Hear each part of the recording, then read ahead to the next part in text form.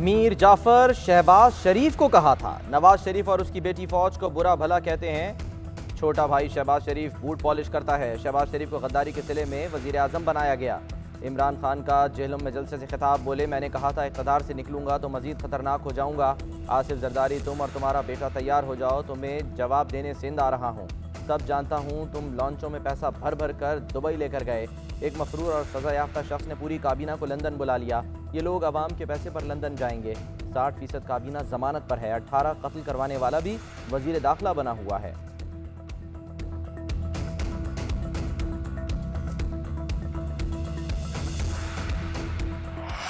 इमरान खान अपनी नाकामी छुपाने के लिए अदलिया एस्टैब्लिशमेंट पर हमले कर रहा है।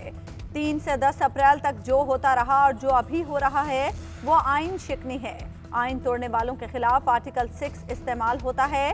पीपल्स पार्टी चाहती है एक आला इख्तियाराती कमीशन बनाया जाए जो मुकम्मल तहकीकात करे कि कहां कहां आइन शिकनी हुई। बिलावल भुट्टो कहते हैं इमरान खान को हटाना व्हाइट हाउस की नहीं बिलावल हाउस की साजिश थी। इमरान खान को पता है उसे उसकी नाकामी, नालायकी और कारकर्दगी की वजह से हटाया गया। बड़े फैसलों के लिए एक और लंदन प्लान। बरतानिया फिर पाकिस्तानी सियासत का महवर। नवाज शरीफ ने पार्टी रहनुमा बुला लिए। शाहिद खाकान अब्बासी पहले ही लंदन में मौजूद। वजीर आजम शहबाज शरीफ, एहसन इकबाल, मरियम औरंगजेब और दीगर लंदन रवाना होंगे। मुशावरती बैठक आज हुसैन नवाज के दफ्तर में होगी। माशी मुश्किलात का हल निकालने के लिए नवाज शरीफ और इसहाक डार की भी मुशावरत। मरियम औरंगजेब कहती हैं नून लीगी वफ़द लंदन मुशावरत के लिए जा रहा है। ऐसी मुशावरत कोई अनोखी नहीं, जमहूरी पार्टियों में ऐसा ही होता है। पीटीआई में तो इमरान खान किसी से मशवरा तक नहीं करते थे।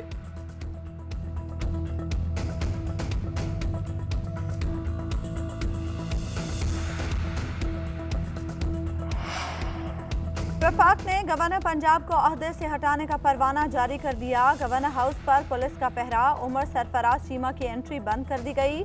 उमर चीमा कहते हैं इमरान खान का सिपाही हूँ, किसी गैर आइनी काम का हिस्सा नहीं बनूंगा। सदर ने गैर मामूली हालात के पेश नज़र समरी मुस्तरद की।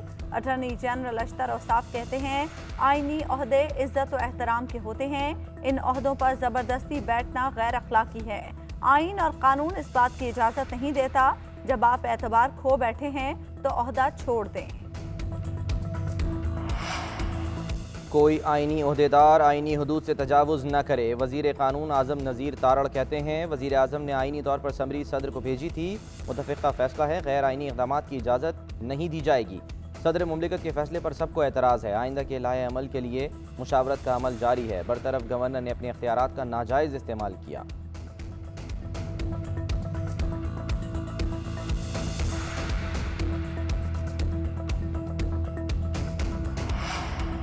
उमर सरफराज चीमा की बरतरफी के बाद परवेज इलाही का कायम मकाम गवर्नर का चार्ज संभालने से इनकार। परवेज इलाही की आइनी माहिरीन से मुशावरत। कहते हैं हुकूमत ने गैर आइनी इक़दामात की फैक्ट्री लगा रखी है। तर्जुमान काफरी के मुताबिक गवर्नर हाउस का अमला पंजाब असम्बली में समरी पर दस्तखत के लिए आया था, उन्हें वापस भेज दिया गया है। गवर्नर हाउस के बाहर जिस तरह पुलिस तैनात की गई है, ऐसे हालात में वहाँ कौन जाएगा।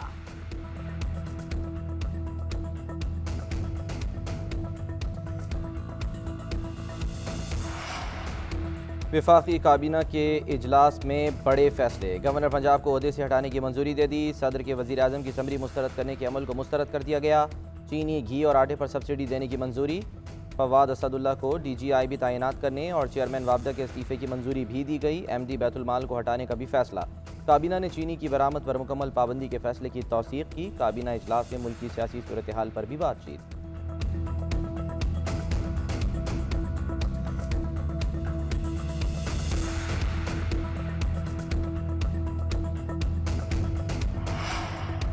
रिवायत बन गई है, पैसों से हुकूमत गिराई जाती है। चंद लोगों की खरीदो फरोख्त से 22 करोड़ अवाम का मुस्तकबिल दाव पर होता है। आर्टिकल 62(1)(f) के तहत ही नाअहली ताहयात है। जब तक नाअहली का डिक्लेरेशन अदालत ख़त्म ना करे, नाअहली बरकरार रहेगी। आर्टिकल 63(a) की तशरीह से मुतालिक समाअत के दौरान जस्टिस एजाजुल एहसन के रिमार्क्स। बाबर आवान ने दलाइल दिए, मुद्दत का तयन न हो तो नाअहली ताहयात होगी। कोई आर्टिकल 63 पर डी सीट हो और 15 दिन बाद दोबारा पार्लियामान में आ जाए तो ये आर्टिकल 63 के साथ मजाक है। जस्टिस मजहर आलम ने कहा आर्टिकल 63(1)(g) अदलिया और फौज की तस्दीक और पाकिस्तान की आइडियोलॉजी से मुतालिक है। मेरी नज़र में इसकी खिलाफ वर्जी ज़्यादा संगीन जुर्म है। वफाकी वज़ीर खुर्रम दस्तगीर ने ज़ीरो लोड शेडिंग का दावा कर दिया। कहते हैं 1 मई से कहीं लोड शेडिंग नहीं हो रही। हुकूमती दावे के बरक्स कई शहरों में लोड शेडिंग का अजाब जारी। कराची में बिजली की बंदिश का दौरानिया 10 से 12 घंटे तक जा पहुंचा। दिन में 3 मरतबा 3 से 4 घंटे की बदतरीन लोड शेडिंग। लांढी, कायदाबाद, मलीर, शाह फैसल, औरंगी, कोरंगी के मुख्तलिफ सेक्टर्स में बिजली की लोड शेडिंग। लाहौर, पेशावर, मुल्तान समेत मुल्क के दीगर इलाकों में भी गैर एलानिया बंदिश का सिलसिला जारी।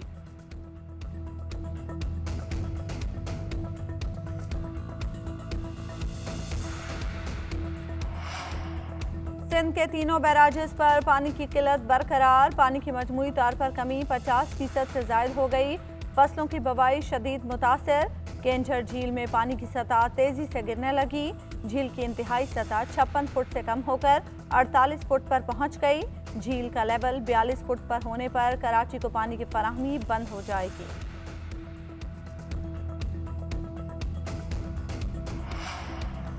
सहराए चोलिस्तान में आग बरसने लगी। तेज़ गर्म हवाओं ने चोलिस्तान को जहन्नुम बना दिया। नहरी पानी बंद, टोबों में भी पानी ख़त्म। ज़ेर ज़मीन पानी कड़वा होने लगा। टोबा सालमसर में 200 भेड़ें मर गईं। मकामी लोगों का चोलिस्तान को आफत ज़दा करार देकर एमरजेंसी नाफिज करने का मुतालबा।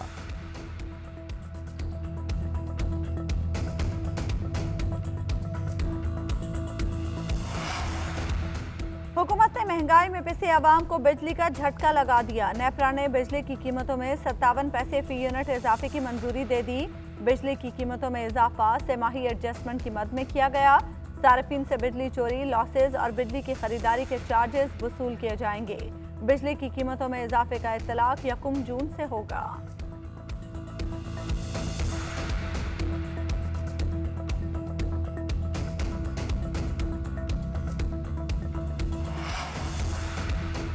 जलसों के लिए हेलीकॉप्टर उड़ाते हो, चीनी पर सब्सिडी क्यों नहीं देते? केपी हुकूमत की जानिब से आवाम को चीनी पर सब्सिडी से इनकार पर पेशावर हाई कोर्ट बरहम।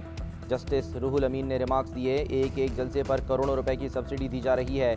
ये कैसी हुकूमत है? हम इनके खिलाफ ऑर्डर पास कर देंगे। किसी ऐसे बंदे को लाएंगे जो ये सब कर सके। रियासत को चलने दें और हुकूमत छोड़ दें। एडिशनल एडवोकेट जनरल ने अदालत में कहा, सूबे के पास चीनी सब्सिडी के लिए पैसे नहीं, ये विफाकी मामला है, वही देंगे सब्सिडी।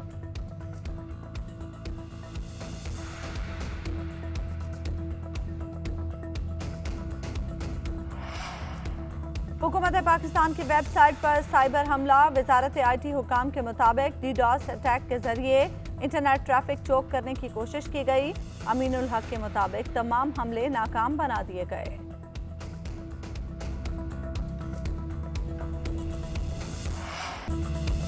मुनहरिफ अरकान की रुकनीत मुअत्तल करने की PTI की इस्तदा मुस्तरद। इमरान खान को मालूम ही नहीं हम कौन सी जमात में गए। इलेक्शन कमीशन में PTI के मुनहरिफ अरकान ने मौक़िफ़ पेश कर दिया। नूर आलम खान के वकील ने कहा, ये दरखास्तें काबिल समात नहीं। ये आज कहते हैं इन्हें अब अखबारी तराशी और मवाद पेश करने हैं। जब डिक्लेरेशन इलेक्शन कमीशन को मौसूल हो चुका है तो अब क्यों नया मवाद लगाया जा रहा है? PTI के वकील ने कहा, शाह महमूद कुरैशी, असद उमर और आमिर डोगर अपने बयान हलफी जमा कराएंगे। पंजाब असम्बली के मुनहरिफ अरकान ने भी तहरीरी जवाब जमा करा दिया। इलेक्शन कमीशन का 13 मई को हतमी दलाइल देने का हुक्म।